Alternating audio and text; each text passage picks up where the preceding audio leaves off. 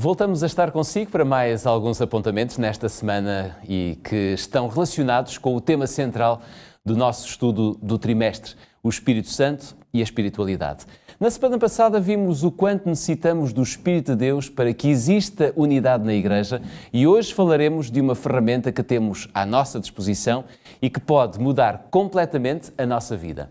Acredito que todos os que têm fé em Jesus desejam preservar a sua espiritualidade, porque sabemos que não há vida espiritual se não usarmos a chave de acesso ao céu, a oração. Significa que espiritualidade e oração andam sempre de mãos dadas.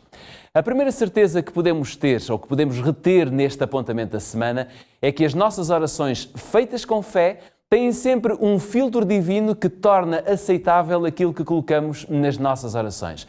Veja o que nos diz Romanos capítulo 8, versículos 26 e também o 27. Nós podemos ler nesta passagem que, do mesmo modo, também o Espírito nos ajuda na fraqueza, porque não sabemos o que havemos de pedir como convém, mas o Espírito mesmo intercede por nós. Fantástico, não acha? A pessoa de Deus que escuta em primeiro lugar a nossa oração é o Espírito Santo. É Ele que tem a preocupação de nos ajudar a pedir o que temos necessidade. Já pensou alguma vez que sempre que você ora, essa vontade nasce de um toque de amor que o Espírito lhe dá? Já pensou nisso? Sem dúvida, a oração feita com fé aproxima-nos de Deus e eleva-nos à sua presença. Infelizmente, muitas orações são guiadas por motivos muito questionáveis. Passamos mais a pedir do que a agradecer e isso leva a que as nossas orações não sejam um cheiro suave para Deus. Por que que isto acontece? Simplesmente porque o nosso coração não está focado com as nossas reais necessidades. Há um princípio na Bíblia que pode corrigir o nosso foco de interesse. Leia comigo em João capítulo 15, versículo 7. João capítulo 15, versículo 7, o apóstolo diz: "Se vós estiverdes em mim e as minhas palavras estiverem em vós, pedireis o que quiserdes e vos será feito." Onde deve estar então o nosso foco de interesse? Em Deus, para podermos pedir e termos a bênção de podermos receber. Deus está interessado em todos os nossos aspectos da nossa vida. Ele dá importância às nossas preocupações, aos nossos temores, aos nossos desejos e até mesmo aos nossos fracassos. E sabe o que mais? Podemos falar-lhe de tudo o que nos vai na alma. Ele sabe guardar segredo e sabe como acalmar a nossa vida, dando antes uma resposta em tempo oportuno.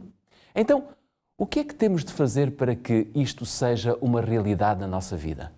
Primeiro, Deus tem de ser o centro da nossa oração e não nós. Temos necessariamente de aprender a orar a partir da perspectiva de Deus e não da nossa. Quando desenvolvemos esta prática, vemos a nossa vida não através dos nossos olhos imperfeitos, mas através dos olhos de Deus. Se lermos 1 João capítulo 5, versículo 14, nós vamos encontrar aqui outra grande verdade. Diz-nos a Bíblia, e esta é a confiança que temos nele, que se pedirmos alguma coisa segundo a sua vontade, Ele nos ouve. Ora, o que é que encontramos nesta passagem? Deus ouve sempre as nossas orações. Então a pergunta que poderá estar no seu pensamento agora provavelmente é esta: mas nem sempre Ele responde. É verdade? Mas a Bíblia também enumera algumas razões para que Deus não atenda todos os nossos pedidos. Leia o Salmo 66, versículo 18 comigo. É o próprio salmista quem fala e diz assim: "Se eu atender à iniquidade do meu coração, o Senhor não me ouvirá." Esta foi a conclusão do salmista. E se lermos também Isaías capítulo 59, versículos 1 e 2, nós podemos ler e diz: "Eis que a mão do Senhor não está encolhida para que não possa salvar, nem agravado o seu ouvido para que não possa ouvir, mas as vossas iniquidades fazem separação entre vós e o vosso Deus, e os vossos pecados encobrem o rosto de vós para que não vos ouça." Deus está pronto para escutar e atender as nossas orações. Porém, estes dois homens da Bíblia chegaram à mesma conclusão. Deus não pode atender pedidos se não estivermos dispostos a submeter plenamente a nossa vontade a Deus. Por outras palavras, Deus não poderá atender os nossos pedidos se o Espírito Santo não burilar as nossas orações. Porquê? Porque as nossas orações nunca mudarão Deus. O que acontece é que a oração feita com fé muda o nosso comportamento. Sempre que oramos, somos levados à presença de Deus pelo Espírito Santo, que já o ouviu e já cuidou do nosso pedido. É por isso que a oração é o abrir o coração a Deus como a um amigo. Não que seja necessário para Deus saber o que somos, mas a fim de nos capacitar a recebê-lo. A oração não nos traz Deus do alto até nós, mas eleva-nos até Ele. Esta é uma citação poderosa, não acha? Mas espere, então por que razão é tão importante pedirmos se Deus sabe tudo? Note, a nossa confiança não pode estar nas nossas orações, não pode estar nas nossas boas obras nem nos nossos atos de justiça. Deus deseja medir o tamanho da nossa confiança para que vejamos se ela já é ou não do tamanho de um grão de mostarda. O significado da palavra grega confiança é paresia, que quer dizer liberdade de expressão. Nós temos a possibilidade de levantar os nossos olhos ao céu e, em perfeita liberdade, podermos ter um relacionamento com Deus.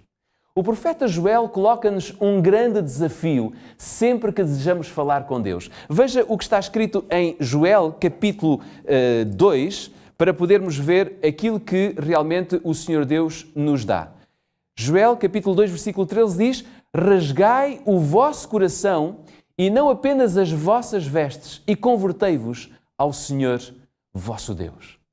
Quando a nossa oração segue este princípio, podemos acreditar que a seu tempo Deus se comunicará conosco. Só é preciso ter fé. O escritor do livro aos Hebreus diz-nos que sem fé é impossível agradar a Deus, porque pedir é uma virtude, mas ter fé é fundamental para que Deus responda aos nossos pedidos. Se lermos ainda Tiago capítulo 1, versículo 6 a 8, veja o que o apóstolo Tiago nos diz quando afirma: peça, porém, com fé, nada duvidando, porque o que duvida é semelhante à onda do mar, que é levada pelo vento e lançada de uma para outra parte. Não pense tal homem que receberá do Senhor alguma coisa. O homem de coração vacilante é inconstante em todos os seus caminhos. Se vamos a Deus, temos de acreditar que Ele existe e que Ele vai galardoar aqueles que o buscam. A oração eficaz tem de ser acompanhada pela crença não só de que Deus pode responder, mas que Ele vai fazê-lo de acordo com a sua vontade divina. Qual deve ser o pedido principal? Eu diria permanente nas nossas orações. Há duas passagens bíblicas que eu gostaria de ler consigo. Uma delas encontra-se em Efésios, capítulo 3, versículo 16. Paulo diz: segundo as riquezas da sua glória, vos conceda que sejais corroborados com poder pelo seu Espírito no homem interior. E em Atos capítulo 2, versículo 38, nós lemos: arrependei-vos e cada um de vós seja batizado em nome de Jesus Cristo para perdão dos pecados e recebereis o dom do Espírito Santo. Veja, Salomão, em vez de pedir mais do que riquezas, pediu mais a presença do Espírito Santo na sua vida. Pediu a dobrar. Porquê? Porque o Espírito Santo, porque a bênção do Espírito Santo traz consigo todas as outras bênçãos. Pedro é claro quando fala do processo para recebermos o Espírito de Deus em grande medida. Primeiro, precisamos de nos arrepender e de submeter a nossa vida totalmente a Jesus. Depois disso, com a oração fervorosa, mostramos o interesse de cumprir as condições sob as quais Deus prometeu dar o seu Espírito Santo. Ellen White diz uma frase extraordinária: o Pai Celeste está mais disposto a dar o seu Espírito Santo àqueles que lhe o peçam do que os pais terrestres estão dispostos a dar boas dádivas aos seus filhos. É curioso, e com isto eu quero terminar, dizendo-lhe abertamente que não teremos nenhum poder espiritual na nossa vida sem a oração, sem a utilização desta ferramenta. Ela está perfeitamente ao alcance de todos.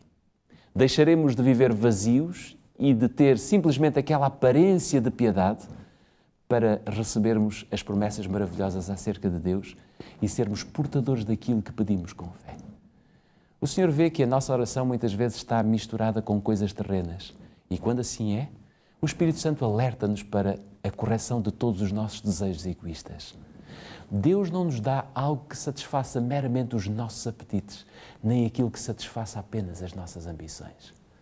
Quando formos em submissão a Deus, prontos para receber o que Deus tem preparado para nós, então compreenderemos plenamente porque a oração é tão imprescindível na nossa relação com Deus.